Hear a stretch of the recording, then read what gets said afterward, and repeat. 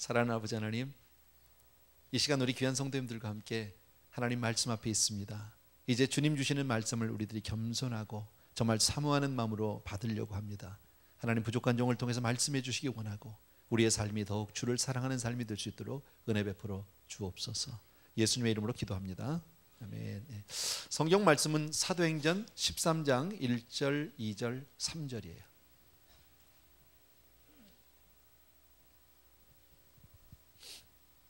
사도행전 13장 1절에서 3절.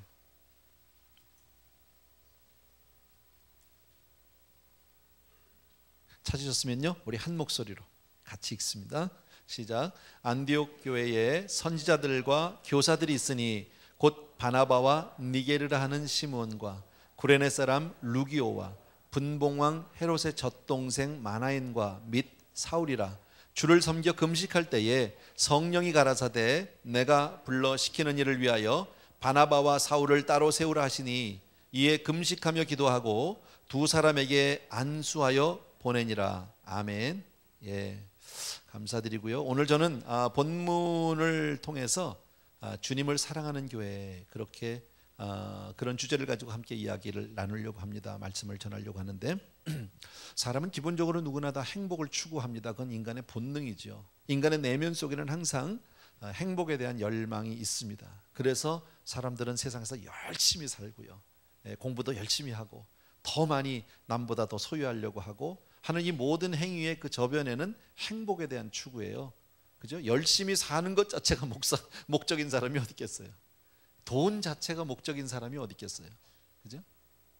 공부 자체가 목적이다? 그런 사람은 없을 겁니다. 공부를 통해서 내가 어떤 사회적으로 성공, 명예, 어떤 지위를 얻고 거기에서 내가 명예를, 행복을 얻겠다, 뭐 이런 거겠죠. 그죠? 궁극적인 목적은 어쨌든 우린 다 행복을 추구합니다. 그런데 저는 이렇게 우리 자신에게 한번 물어보고 싶다. 행복하냐 지금? 여러분 행복하십니까? 여러분 각자에게 대답하시면 됩니다. 혹시 그렇지 않다면, 못하다면, 또 행복하다면 정말 행복하기를 원하는가? 그건 everybody가 다 마찬가지니까 다 행복하기 원하죠. 그거 싫은 사람 아무도 없죠. 그렇다면 우리의 인생이 어떻게 해야 행복할 수 있을까? 행복의 조건, 행복의 어떤 뭐 조건이라고 해야 될까요? 뭐 행복할 수 있는 그 자격은 뭘까? 뭐 이런 거 정도 우리 생각해 볼 수 있어요. 크게 몇 가지로 오늘 쉬워요. 아주 기본적인 이야기지만 우리가 놓치면 안 되는 이야기들을 같이 나누려고 합니다. 첫 번째 우리가 잊지 말아야 할 것은 하나님과 나와의 관계가 바로 되어 있지 않으면 사람은 행복하지 않아요. 왜냐하면 우리가 그렇게 지어졌기 때문에 그래요. 하나님이 우리를 하나님의 모양을 따라서 형상으로 지음받았고 우리를 지어주셨거든요. 그래서 하나님과의 관계가 바로 되어 있지 못한 사람은 결코 행복할 수 없어요. 다 가진 것 같아도 뭔가 허전해요. 공허감, 갈급함, 목마름 끊임없어요. 마치 어린아이에게는 엄마가 절대적이잖아요. 애가 맛있는 것도 좋고 장난감도 좋고 좋은 환경도 좋지만 엄마 없다면 그건 아무 소용없지요. 그죠? 그런 게 없어도 엄마만 있으면 아이는 거기서 만족할 수 있는 것과 마찬가지로 우리의 인생은 하나님이 없이는 절대 만족하지 않습니다. 그래서 우리 각자 우리 성도님들이 정말 하나님과 나와의 관계, 바른 인격적인 만남 있어야 한다라고 난 믿습니다.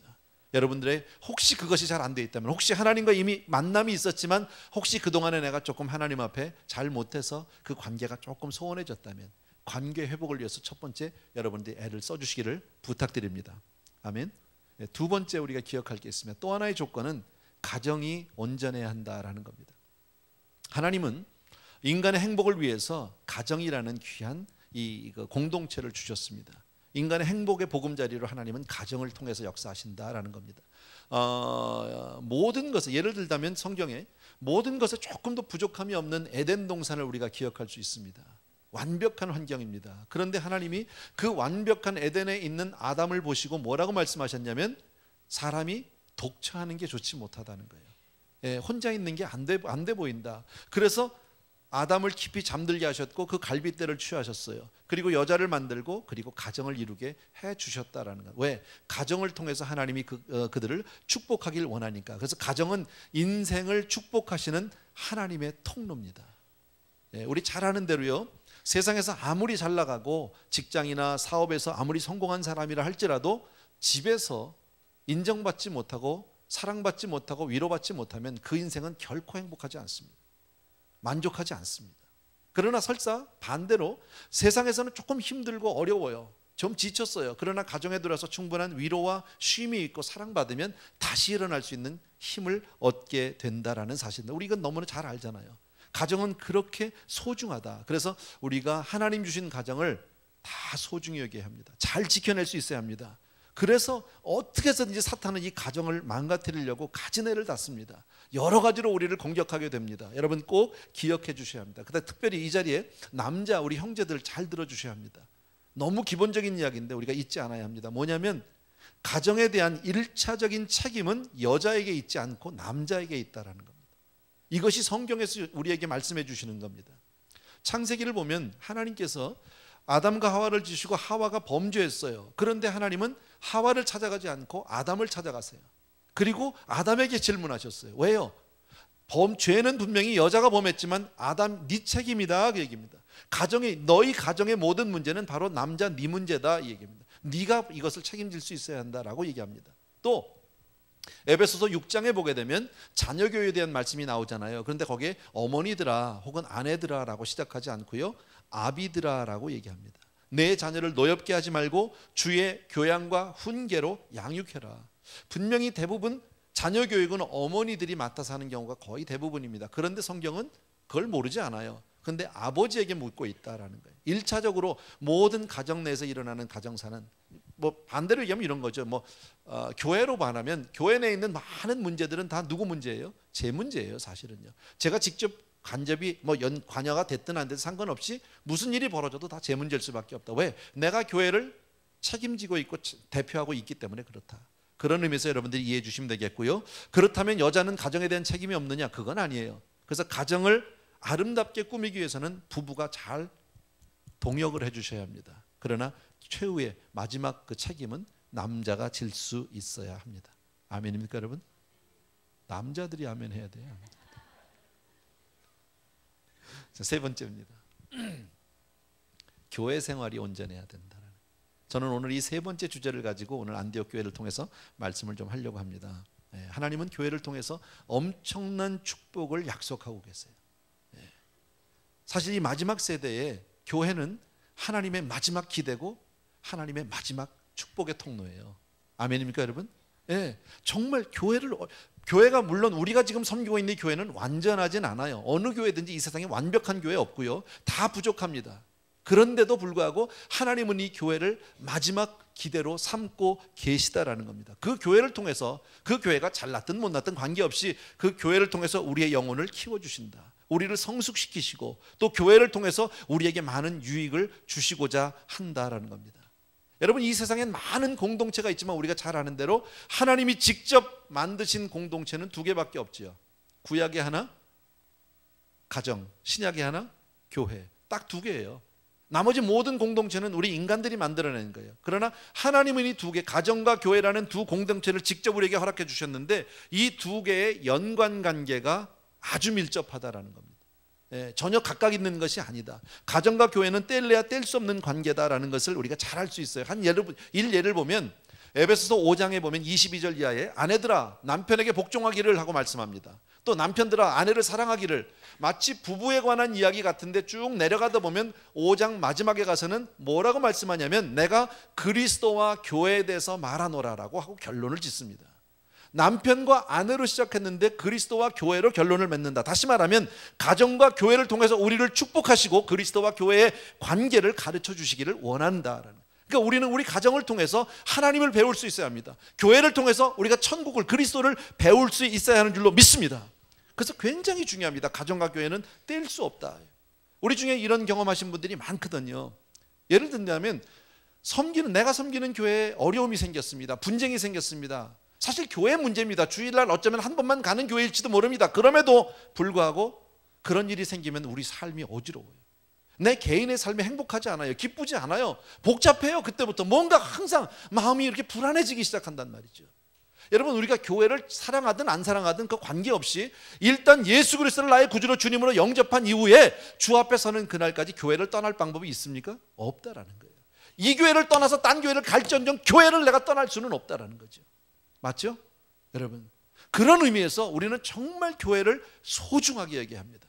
교회를 정말 우리가 잘 지킬 수 있도록 기도하고 노력해야 됩니다. 서로를 감싸줄 수 있어야 합니다. 교회에 내부적인 문제가 생기고 어려움이 생기면 우리 신앙에 얼마나 많은 아픔들을 겪게 되는지 우리 가운데 적지 않은 분들이 경험한다라고 저는 잘 알고 있습니다.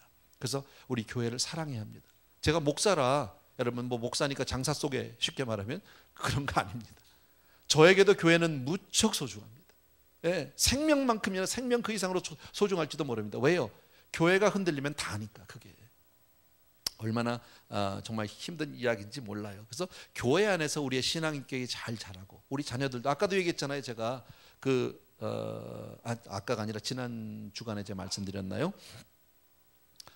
자주 하는 얘기 가운데 제가 이런 말이 있죠. 교회는 보이지 않는 하나님의 보호막이다. 아세요? 안 보여요. 근데 교회가 우리를 지켜주고 있어요. 아멘이라니까 이거. 예, 아멘 안 해도 괜찮지만 분명히 알고 계셔야 돼요. 안 보여요. 구체적으로 뭔가 이루어지는 것 같이 잘 느껴지지 않아요. 그러나 교회가 우리의 삶을 얼마나 잘 지켜주고 있는지, 사단의 세력에서 우리를 철저하게 보호해주고 있다라는 거예요. 지난 주간에 제가 말씀드렸던 한 예화 가운데 하나인데요. 미국 테네시주에 있는 주버나일 코트죠. 그러니까 청소년 법정이죠. 청소년들 17살 미만의 아이들이 죄를 범하면 이제 글로 가죠. 거기에 한 판사가 이렇게 얘기를 합니다. 자기가 평생에 4,700여 명의 청소년들을 재판을 했답니다. 근데 그 4,700여 명의 그 범죄자 청소년들 가운데 교회를 정기적으로 나가던 아이는 29명밖에 없었다. 더 놀라운 것은 그 많은 아이들 가운데 부모가 교회를 정기적으로 출석하는 사람은 한 사람도 없었다. 한 가정도 없었다는 거예요. 여러분, 그러니까 이렇게 그걸 거꾸로 본다면 저와 여러분이 신앙생활만 바로 하고 교회생활만 잘해도 우리 아이들이 보호함을 받을 수 있다는 거예요. 제가 가끔 여러분들에게 드리는 말씀이지만요, 이 교회가 성경에 보면 사실 야곱의 그 자식들을 보게 되면 12아들이 있잖아요. 그 12아들들이 얼마나 악한 짓들을 많이 했는지 모릅니다. 자기 친동생 요셉을 인신매매범에게 팔아버립니다. 그죠? 세겜에 갔을 때는 자기 여동생 디나가 강간당했다고 세겜 족속을 사기쳐서 전부 다 칼로 죽이는 살인 그걸 저지르게 됩니다. 대량 학살이죠. 매사커죠. 그렇게 했는데도 불구하고 그 형제들에게 별일이 없습니다. 그런데 창세기 38장에 가면 유다 이야기가 나옵니다. 야곱의 네 번째 아들인 유다 이야기가 나오는데 시작은 이렇게 됩니다. 유다가 그 형제들을 떠나, 이렇게 됩니다. 형제들을 떠났다는 얘기는 형제들과 조금 떨어져 살았다 이런 얘기가 아닙니다. 이것은 믿음의 공동체를 떠났다. 요즘 말로 하면 교회를 떠난 겁니다. 그리고 나가서 이방 여자와 결혼을 하게 되고 그 사이에서 아들을 셋을 낳게 됩니다. 별 특별한 사건이 없는데 큰아들이 죽습니다. 둘째 아들이 죽습니다. 갑자기 그 가정에 알지 못하는 이런 어려움들이 생기기 시작합니다. 왜 그럴까요? 교회를 떠났다는 데 문제가 있다는 거예요. 아무리 악하고 아무리 정말 우리가 볼 때는 객관적으로 보면 인신매매한 것, 그것도 자기 형제를, 자기 동생을 팔아먹어 있을 수 없는 거죠. 이거는요. 또 사람을 가서 그렇게 사기쳐서 많은 사람을 칼로 죽여 살인도 이렇게 악할 수는 없는 거지요. 죄의 질은 훨씬 이쪽이 나쁜데 그래도 주 안에 있었다, 교회 안에 있었다는 거예요. 우리가 세상 사람보다 도덕성이 낮기 때문에 우리가 괜찮은 것이 아닙니다. 우리가 세상 사람들보다 우리가 더 건강하고 거룩하게 살았기 때문에 괜찮은 것이 더 정직하기 때문이 아닙니다. 교회 안에 있기 때문에 많은 부분을 하나님의 보호하심 가운데서 우리가 보호받고 있다는 사실을 여러분이 인정하셔야 합니다. 그런데 이 교회 떠나면 큰일 난다는 거예요. 그래서 제가 늘 말씀드렸잖아요. 아무 일을 만나도, 정말 우리 성도님들 예수 믿는 사람은 무슨 일을 만나도 교회에 와서 엎드려야 산다. 교회 떠나면 죽는다. 믿으시면 아멘. 아멘. 정말 중요하다. 그래서 오늘 말씀 가운데 정말 우리가 행복하기 위해서 세 가지 조건이 있어요. 첫 번째, 하나님과 나와의 관계, 그 다음에 가정에서의 관계, 세 번째는 온전한 교회 생활. 이것을 잘 살펴보아야 합니다. 이 세 가지만 잘 돼 있으면 우리 삶 가운데서 나머지 부분들이 조금 부족해도 행복을 빼앗기지 않아요. 흔들리지 않아요. 그런데 이 세 가지 중에 어느 거 하나라도 잘 안 돼 있으면 세상 것을 다 가져도 부족해요. 항상 허전해요. 항상 공허해요. 뭔가 뻥 뚫렸어요. 가도 끝이 없어요. 허무해지기 시작한다는 말이죠. 왜요? 하나님을 만나지 못했기 때문에, 주 안에서 내가 온전히 서 있지 못했기 때문에, 가정이 늘 불안하기 때문에. 자, 그렇다면 이제 본문에 나오는 안디옥 교회 이야기를 좀 하려고 합니다. 예. 안디옥 교회는 저는 뭐 여러분도 그렇고 저도 그렇게 뭐 지리적으로 우리가 꼭 와닿지는 않아요. 근데 지금 성경에서 얘기하는 이 안디옥 교회는 터키와 시리아의 그 접경에 있는 도시랍니다. 지금 현재 안타키아라는 이름으로 되어 있는 도시랍니다. 지금 그 안디옥 교회는요. 예. 자, 어쨌든 뭐 성경에 보면 그 안디옥이 두 군데가 나옵니다. 비시디아 안디옥이 하나 나오고 그다음에 수리아 안디옥. 근데 지금 여기서 얘기하는 것은 뭐 수리아 안디옥 그 정도로 알아두십시오. 근데 그 당시에 그 안디옥이라고 하는 그 도시는 인구가 한 50만 명 정도 되고 실크로드가 통하는 그런 곳이라 굉장히 교역이 발달하고 아주 화려한 도시였었답니다.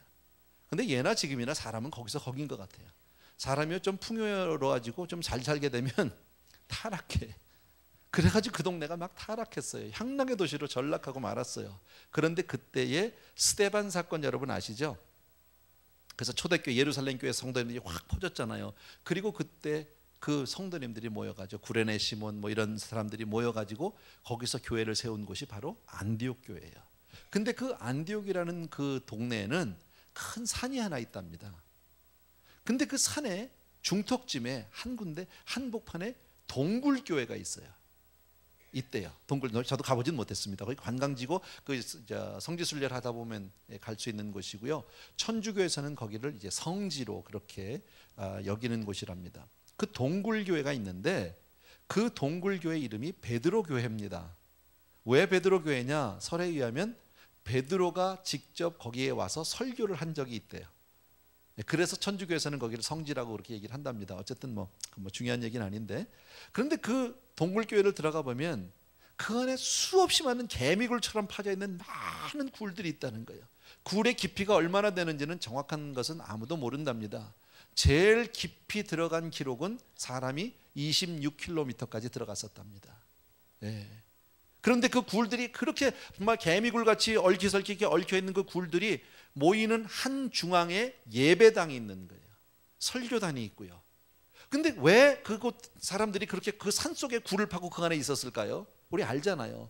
로마에는 그것을 카타콤이라고 얘기하고 갑바도게 지역에도 그런 동굴들이 있었다는 기록들이 있습니다. 또 현재로 실제로 그렇게 있답니다. 바로 한 가지 이유 때문입니다. 주님 때문입니다. 예배하기 위해서입니다. 그 당시에 그 초대교회 성도님들의 그 많은 핍박, 그 많은 그 정말 그 환란을 피해서 이제는 산속으로 숨고 그 안에 동굴을 파고 그 안에서 빛을 보지 못하고 제대로 먹지도 못하지만 하나님 앞에 예배하겠다는 한 가지 때문에 그들이 거기 모여서 살았다는 것을 잘 알다, 여러분. 예. 근데 그 산을 지금 그 산을 사람들이 뭐라고 부르냐면 그 산 이름이 하비브 나자르랍니다. 예. 근데 그 뜻이 뭐냐 그러고 물었더니 목수를 사랑하는 사람들의 산. 이 목수가 누구예요? 다른 말로 바꾸면 예수를 사랑하는 사람들의 산. 그게 지금 초대교회부터 지금까지 2000년이 넘도록 전해오는 이야기입니다.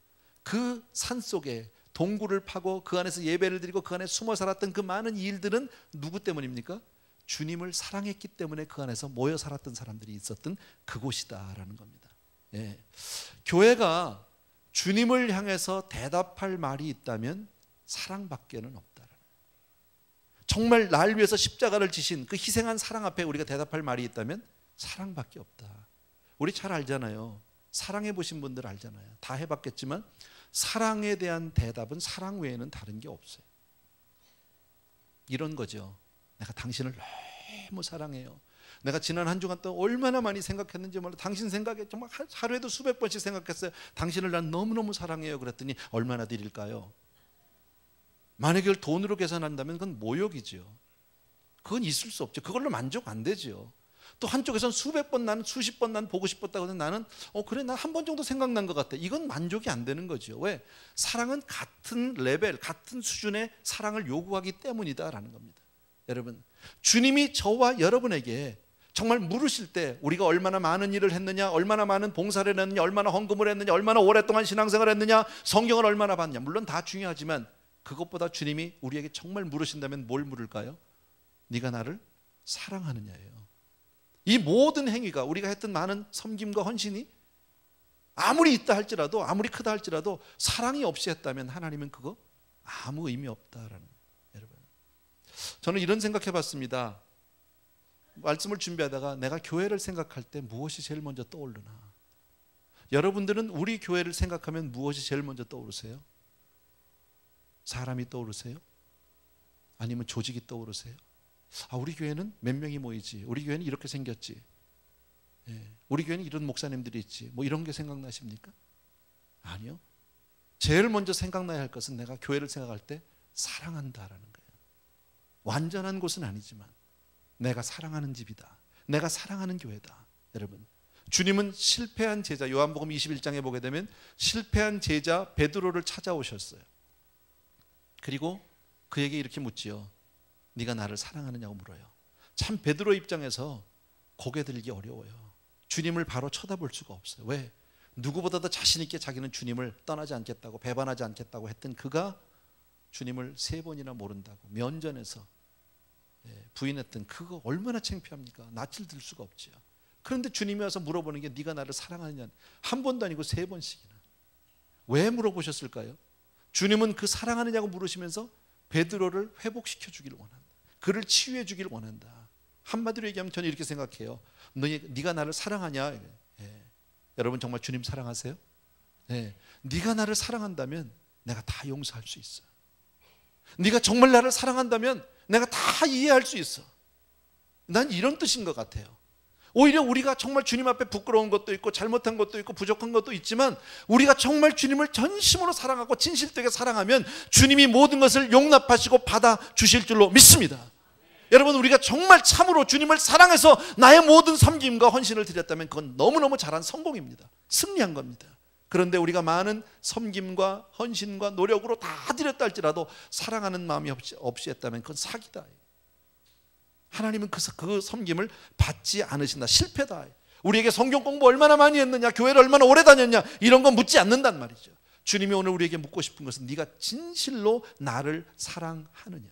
우리 잘 알잖아요. 고린도전서 13장에 모든 것은 다 지나간대요. 지식도 지나가고 공로도 지나가고 우리의 모든 자랑도 지나가고 다 지나갑니다. 그런데 뭐만 영원하다고? 사랑은 영원하다라는. 사랑 없이 하면요, 소리나는 꽹과리라면요, 울리는 소리 구리라면요, 그죠? 그러나 사랑으로 하면 정말 하나님께서 정말 그 사랑으로 한 모든 것을 우리에게 받아주시겠다. 사랑만이 영원한 줄로 믿습니다. 다시 한번 묻습니다. 여러분 정말 주님을 사랑하시면 아멘. 그런데 정말 내가 주님을 사랑하면 감격이 있어요. 감동이 있어요. 불을 붙여놓으면요, 불이 환해지고 뜨거워지기 시작해요. 뜨겁고 환하기 때문에 불이 있는 게 아니라 불이 붙었기 때문에 환해지고 열이 나는 거지요. 마찬가지로 우리가 정말 주님을 사랑하면 나도 모르게 감동이 생겨요. 나도 모르게 눈물이 있어요. 나도 모르게 헌신하기 시작해요. 나도 모르게 열심이 생기기 시작한단 말이죠. 근데 열심이 있다고 사랑하는 것은 아니에요. 내가 뜨거운 헌신이 있다고 해서 내가 사랑하는 건 아니에요. 근데 주님은 우리에게 뭘 묻습니까? 네가 나를 사랑하느냐라는 겁니다. 나는 그러한 사랑으로 저와 여러분이, 우리 교회가 그렇게 주님을 섬기게 되길 주의 이름으로 축원합니다. 이 자리에 계신 모든 부부들에게 부탁드립니다. 남편들은 아내를 많이 사랑해 주십시오. 아내들은 정말 남편을 순종함으로 그렇게 사랑해 주십시오. 그리고 더 나아가서 자녀들을 사랑해 주시고 부모님들을 사랑해 주시기를 바랍니다. 그러나 이 모든 것 위에 우리 주님을 더욱 사랑하게 주의 이름으로 부탁드립니다. 왜냐하면 이것이 성경 말씀이기 때문에 그렇습니다. 첫째 계명이 뭐라고 그랬습니까? 내 마음을 다하고 뜻을 다하고 목숨을 다해서 주 너의 하나님을 사랑하라는 거예요. 그리고 둘째는 이것이니 내 이웃, 내 남편, 아내, 자녀들을 사랑하라는 거예요. 그렇게 사랑할 때 하나님께서 우리에게 행복으로 채워주실 줄로 믿습니다. 아까도 말씀드린 대로 안디옥 교회는 그렇게 동굴을 파고 들어가서 어려운 환경 가운데, 생각해 보십시오. 깜깜하고 축축하고 샤워나 한번 제대로 했겠습니까? 밥이나 한번 제대로 해 먹었겠습니까? 그러나 그곳을 떠날 수 없는 거예요. 그런 환경에 살다 보면 여러 가지 피부병이 생겼을지도 모릅니다. 그런데 그런 산 가운데서 끝까지 견딜 수밖에 없었던 한 가지 이유가 있다면 뭐예요? 주님을 사랑했다라는 거예요. 성경 말씀을 오늘 본문을 보면은요, 안디옥 교회는 최초로 인종 갈등을 뛰어넘었던 교회입니다. 백인, 흑인이 함께 어우러졌던 교회입니다. 귀족, 천민, 노예가 같이 있었던 교회입니다. 지식이 많고 적음을 떠나서 함께 어떻게 하나로 모일 수 있었습니까? 주님을 사랑한다는 한 가지 이유 때문에 모든 것을 덮고 용납했던 교회다라는 거예요. 그리고 그들이 얼마나 주님을 사랑했느냐면 주님을 섬길 때 금식했어요. 주님이 너무너무 사랑해서 주님이 너무너무 금식하며 섬겼는데 주님이 말씀하셨어요. 성령께서요. 누굴 보내라고요? 바나바하고 바울 두 사람을 선교사로 보내라는 거예요. 그 교회의 베스트 투예요. 우리 식으로 말하면 담임 목사와 부목사를 선교사로 파송하라는 거예요. 도저히 할 수 없는 거예요. 주님, 이 두 사람 빠지면 우리는 다 그냥 흔들려 버리고 말아요. 우리 구심점이 없어지고 말아요. 안 됩니다. 얼마든지 얘기할 수 있는데 한 가지 이유 때문에 그들이 순종하고 바나바와 바울을 파송하게 됩니다. 한 가지 이유가 뭐예요? 우리가 분명히 손해지만, 이렇게 하면 안 되는 거, 우리가 어려움 당하는 거 내가 뻔히 알지만 우리가 사랑하는, 내가 사랑하는 주님이 원하시니까 하는 거예요.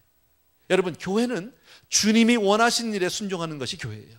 이익을 따지는 것이 아니에요. 주님이 하라고 하면 그 주님이 하라는 그 주님을 정말 기쁘게 해드리기 위해서 우리의 모든 것을 드릴 수 있는 그런 저와 여러분들에게 주의 이름으로 축원합니다. 여러분도 아시는 대로 안디옥 교회는 성경에 그렇게 많은 이야기가 나오는 교회는 아닙니다. 사도행전에 조금 나오고요. 그 다음에 서신서에 한두 번 나오는 것으로 다 합니다.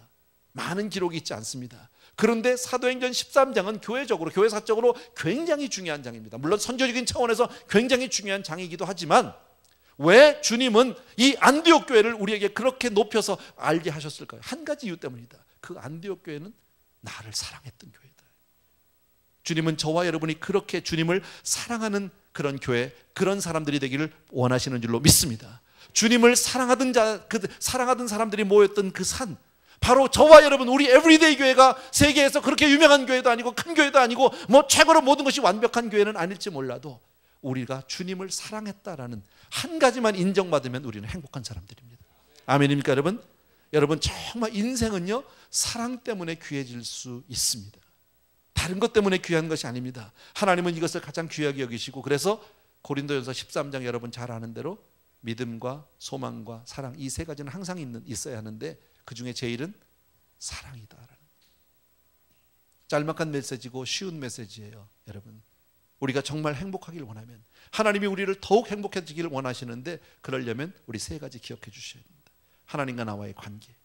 여러분, 혹시 아까도 말씀드렸지만 하나님과 관계가 그동안에 조금 소원해지셨다면 다시 그 관계를 회복해 주시기 바라고, 두 번째는요, 가정 잘 온전히 지켜주셔야 하고, 서로 사랑하는 부부, 사랑하는 우리 부모 자녀가 되기를 주의 이름으로 축원합니다. 그리고 세 번째는 뭐예요? 교회 사랑하셔야 합니다. 이 교회를 통해서 주님 앞에 마음껏 사랑을 드리는 우리 모두가 되길 주의 이름으로 축원합니다. 기도하겠습니다. 참 고마우신 우리 아버지 하나님, 우리 사랑하는 성도님들과 함께 오늘 주신 말씀을 기억하고 안디옥 교회를 기억합니다. 아버지 하나님, 우리가 정말 세상 가운데서 그리 유명한 교회는 아닐지 몰라도 주님을 사랑하는 일에는 가장 앞서는 교회가 되기를 원하고, 그러한 삶들이 되기를 원합니다. 귀한 성도님들을 주님 보실 때 정말 너희가 나를 사랑했노라, 네가 나를 사랑하냐고 물 때 내가 그렇게 주를 사랑한다고 자신 있게 고백할 수 있는 우리 모두가 될 수 있도록 축복하여 주시옵소서. 그리함으로 정말 하나님의 행복으로 행복한 우리 성도님들 다 되어줄 수 있도록 은혜 베풀어 주시옵소서. 예수님의 이름으로 기도합니다. 아멘. 아기가 왔어요. 오늘요. 우리 유혜운 우리 집사님 가정에 우리 제이스 처음 왔어요.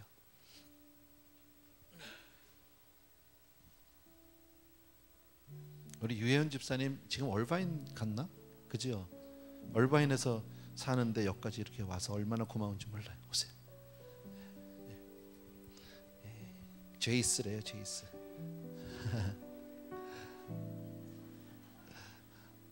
할아버지가 돼보면요 얼마나 이쁜지 몰라. 같이 기도할게요.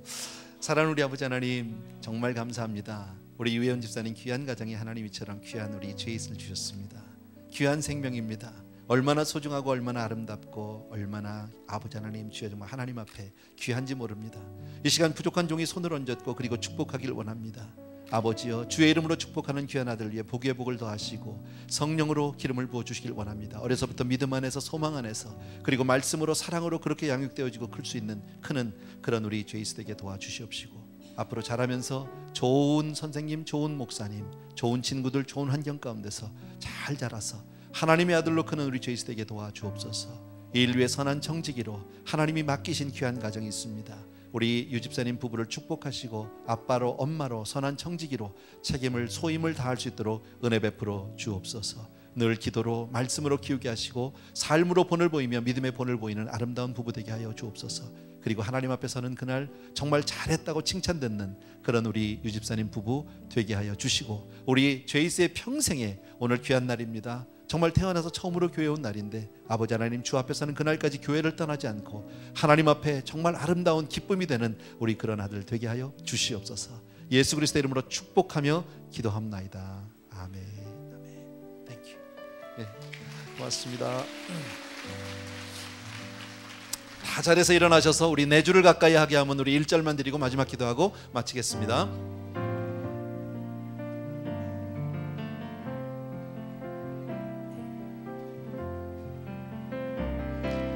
내 주를 가까이 하게 함은 십자가 짐 같은 고생이나 내 일생 소원을 늘 찬송하면서 주께 더 나아가기 원합니다. 아멘. 주님을 사랑합니다. 그리고 또 사랑합니다. 사랑하는 주님, 우리 귀한 성도님들이 이 시간에 주의 말씀을 통해서 안디옥 교회 본을 통해서 하나님 우리에게 무엇을 원하시는지, 우리가 어찌 살아야 하는지를 또 한 번 깨닫고 다짐합니다.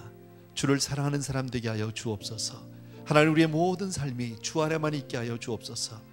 그리하여 하나님 주시는 그 놀라운 은혜로, 복으로, 행복으로 그렇게 우리 성도님들이 날마다 주님께 영광 돌릴 수 있도록 축복하여 주옵소서.